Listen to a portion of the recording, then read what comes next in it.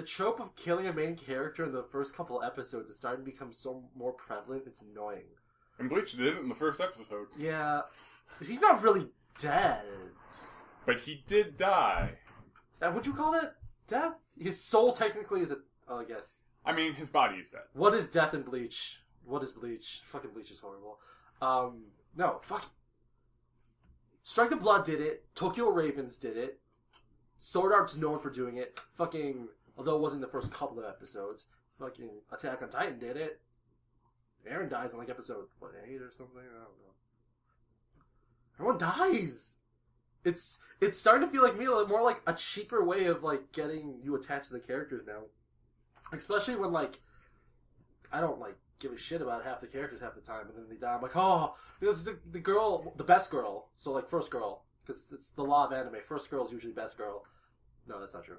But the first girl comes out, and I'm like, oh, she's really cute, blah blah blah, she's funny, and then starts being more endearing. I'm like, oh, she's actually best girl, and then she dies in episode 2 by getting stabbed in the heart, and it turns out she wasn't real. I'm like, ah, oh, now I feel horrible. And then the two girls mix out with another girl. I'm like, what the fuck is going on in this anime? It's only episode 2. Yeah. Alright, let's go. Welcome to RWBYcast. I'm just gonna leave like half of that in there. It's gonna be the pre-RWBYcast shenanigans.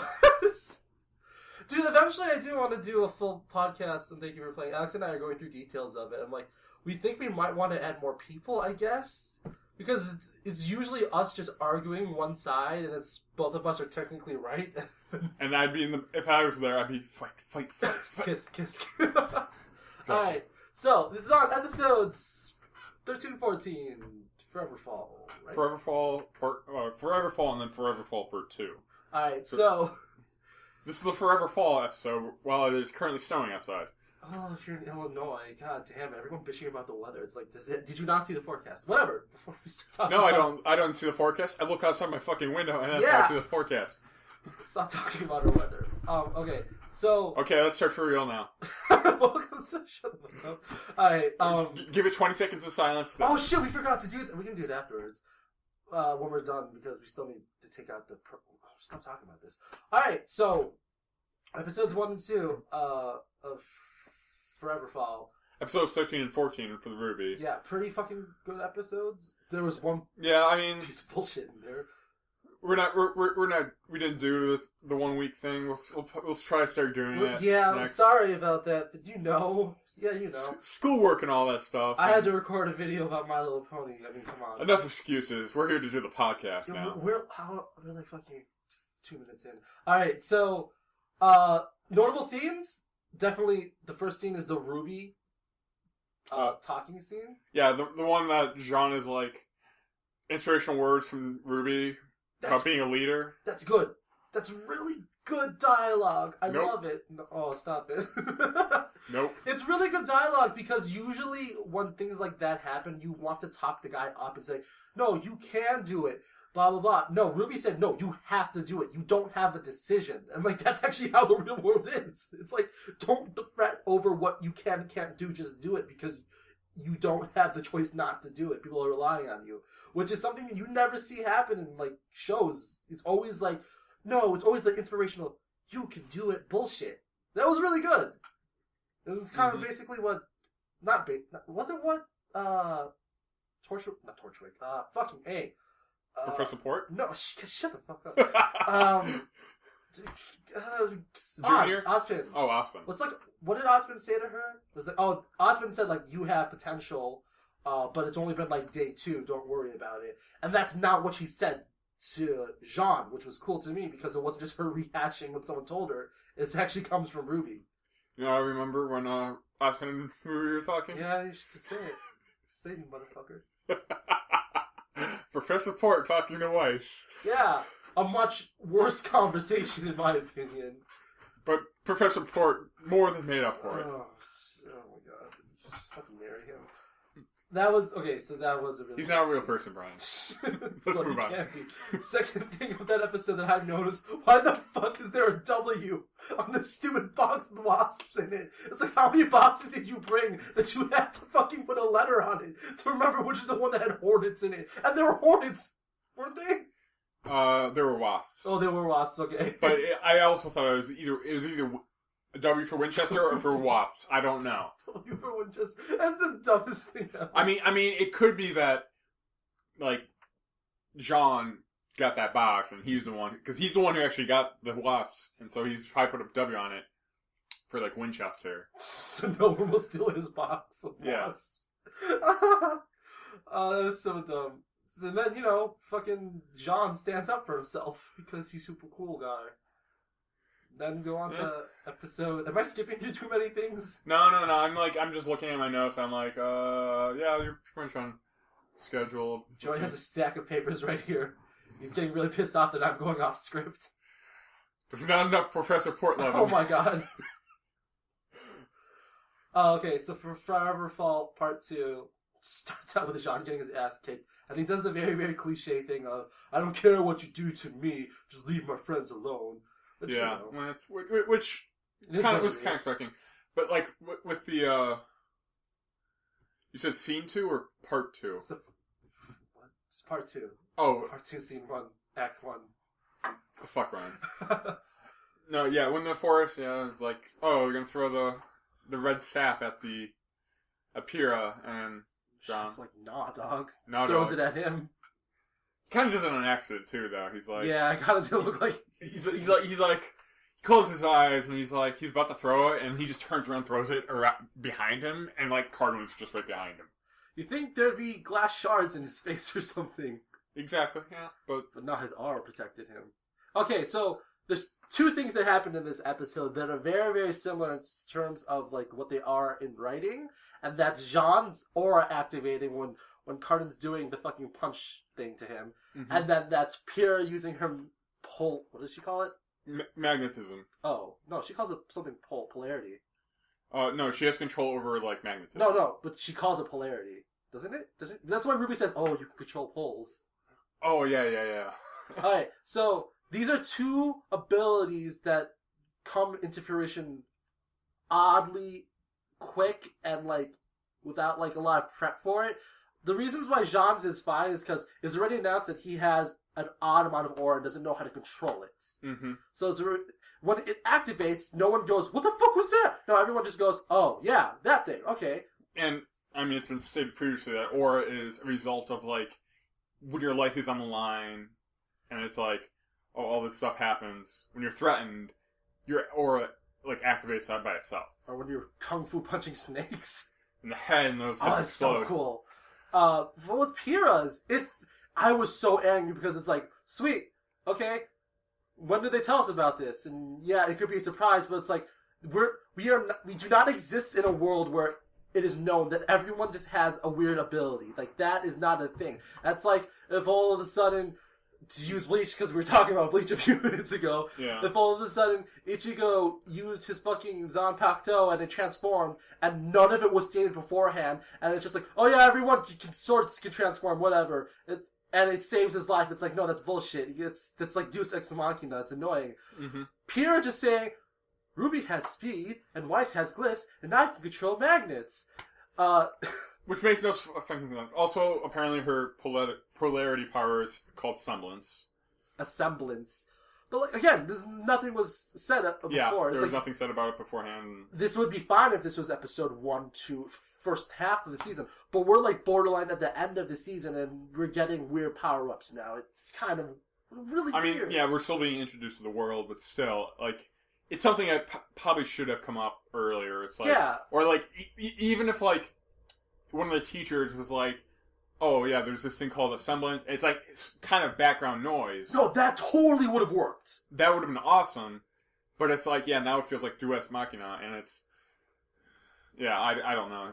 It feels very like, oh, okay, well, I'm sure that power would have come in handy a lot of times beforehand. Also, I sort of want to, do you want to just get completely into her power? No, before we go into that, I just want to talk about the whole concept of powers. It's like Ruby has her speed and Weiss has her glyphs. That's like saying that Ruby's speed is somehow a unique characteristic to her and that no one else could do that, and that Weiss's glyphs are not learned and an ability that she's born with, which I'm pretty sure Weiss's glyphs and Ruby's speed are things that anyone else could do. Yeah, given the right, circumstances. Yeah, you said earlier that basically Ruby gets her speed from, like, firing her scythe and the recoil, all that stuff. Yeah. Or, like, another thing, isn't it, like, true that in, like, if you're the smaller you are, it's kind of, like, the faster you are? Yeah. So, she's pretty small. I mean, she's 15. When everyone else is, like, 17, she's smaller than everyone else. And no, there are other scythe masters. Yeah. Well, at least one so far. Her uncle. Yeah, her Uncle Crow. Oh, Uncle Crow. So, and you were also saying earlier that Weiss has the glyphs, which are pretty much learned, apparently. They totally look learned just because she does specific finger movements that are very reminiscent of magical casting. When have you ever seen a magic caster who's like, yeah, I learned all of it myself, or this is a special ability? It's like, no, if you're doing shit like that, there is a reason you're doing that, and you were taught the reason why you had to do that. And for the people who can't see this, he's doing movements with his fingers. Oh, yeah. Well, when we Skype, I still do shit like this. Well, I don't see it. We're doing this is the first time we recorded together in the same room. We usually record on Skype. So, it's gonna be much worse. I mean, I only feel like the people who actually say they learned it by themselves are the first people who've actually discovered it and they know how to do they've learned it by themselves. There's literally no one else. Your hat's not nearly pointing. Your beard's not nearly as pointy enough to pull off that bullshit, Weiss. Professor Port, on the other hand. Oh my god! Alright, his sash could conquer the world. What did you want to go? Oh, her powers. Okay, I feel like she's like, yeah. I'm like, they said it earlier in the episode. Like, well, Weiss was all like sucking up to Pyrrha about how she was like the strongest or something. She was like really famous. Yeah. She had her face on some whack ass. Yeah, cereal box, something pumpkin puffs or something else. I don't know, but it's like that actually makes sense now that like, but like Weiss didn't know about her power. Yeah, well, again, like Pyrrha's character is really weird to me because she's built up to be a Mary Sue, but doesn't act like a Mary Sue in battle very often. Mm-hmm. I mean, like, I don't know the limitations of her power, like, but like, I remember I saw a piece of art where it's like Pyrrha and Jean kissing, but it's like her controlling his armor and just like bringing it closer. Like some Darth Vader death grip. Yeah, it's basically Darth Vader death grip, bringing her closer and just kissing her or kissing him. I could just see fucking Pyrrha like choking out Luke Skywalker. That's all I can see in my head.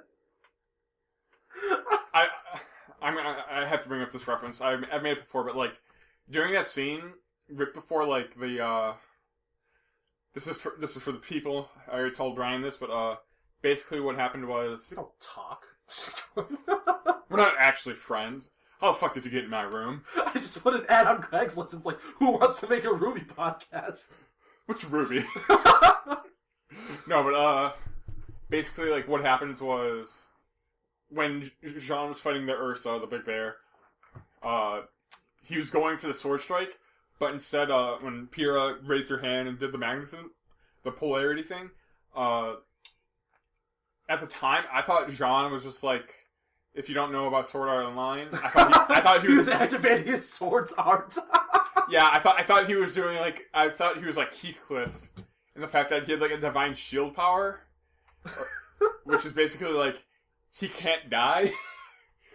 Or wait, no, keep going because I have something to say after that. But keep going. Well, yeah, that was basically it. He's like he has a divine shield power, which means like he can pretty much block any attack, but because he's like basically God, and that's the alpha Jean right there. Oh my god, I still haven't watched that. And like after I unpaused it, I finally saw like what the it was Pyrrha. I'm like, oh, okay, never mind. Well, now it makes so much more sense. The thing what was really weird to me is that in the beginning of this whole bully arc, where Jean fights Cardin, and they're all like, you gotta look at your little PDA scanner thing to see how much aura you have left, so you can decide on your next move. Jean attacks the bear 3 times with jumping slashes, And then on his like fourth one, he looks at his PDA thing and says, "Oh, I have like no aura left," and then proceeds to do another jump slash. Or not a jump slash. He just charges in. Like, okay, I wouldn't have cared if they didn't make him look at his PDA thing, but that PDA thing's obviously a callback to the first time or not the first time, that time he fought Cardin. Yeah, it's a callback to saying he's actually learned something. He's keeping track of his. Did he aura. really learn something? Because he just charged in. Yeah, it's like, well, I mean, like at that point, it's the point where you have to, like, it's where,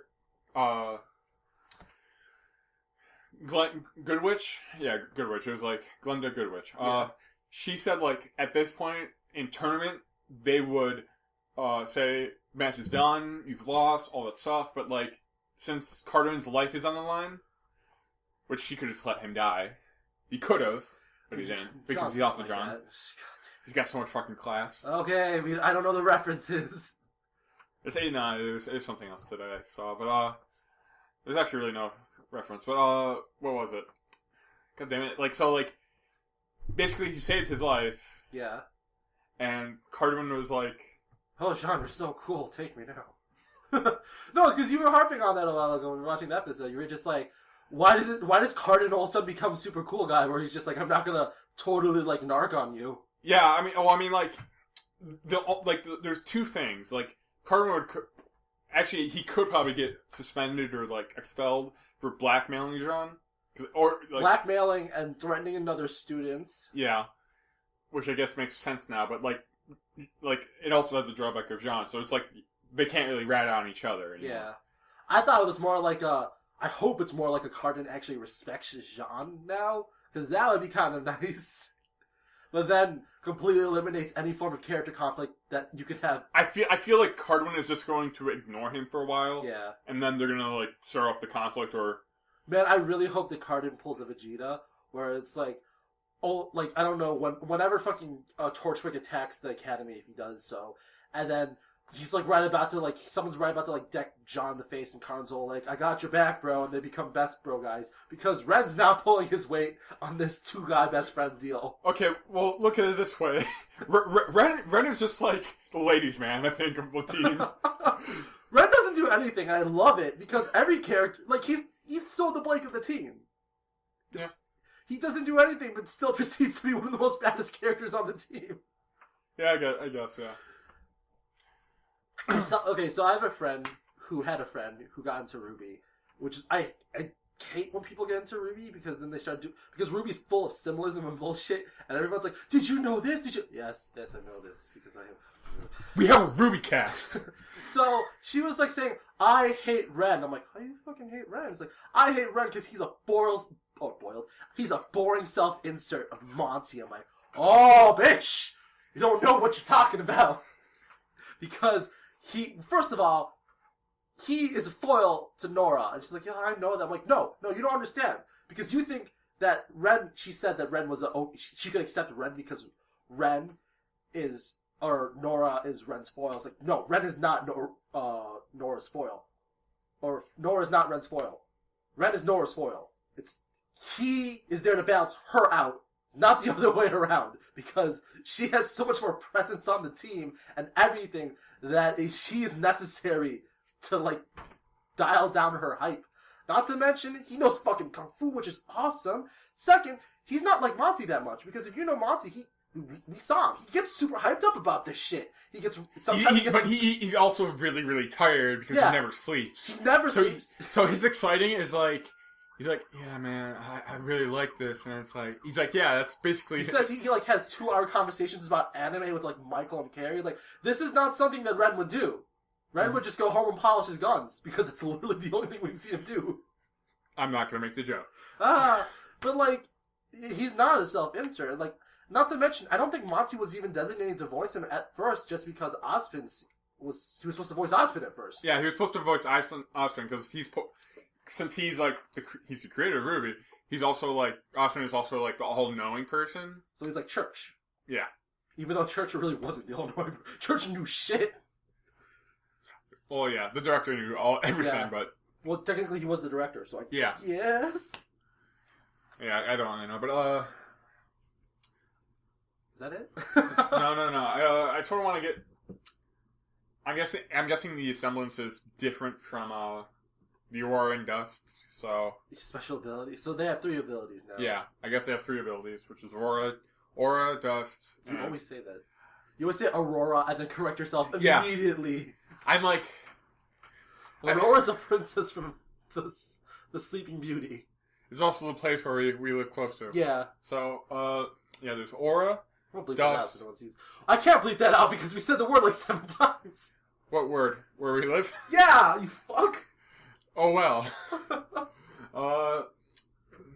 Aura, Dust.